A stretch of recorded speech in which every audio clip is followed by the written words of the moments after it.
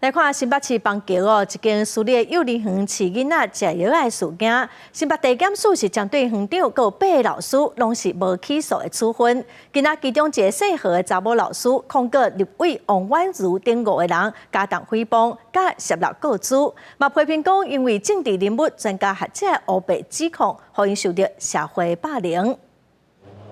是陈国玲。在新北市邦桥幼儿园饲药案件内面，受各界质疑的老师，伫咧得到无起诉处分了，决定要告立委王婉如、罗丽静、议员戴桂山、立管会创会理事长王美君，还有中原大学的副教授焦明辉等5个人涉嫌诽谤，利用他们公众人物的优势，指控我们喂毒、喂药，让我们这段时间受到了整个社会的霸凌。同时也失去了工作，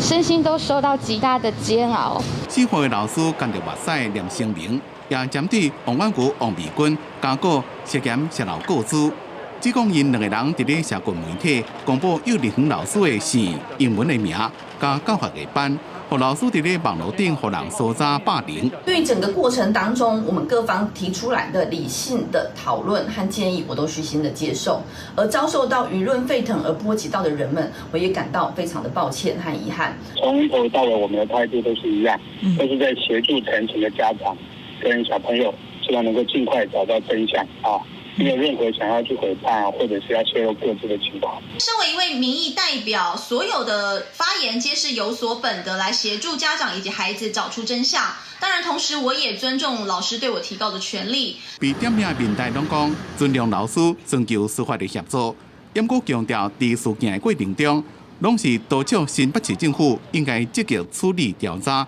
并不是针对告保员个人。记者综合报道。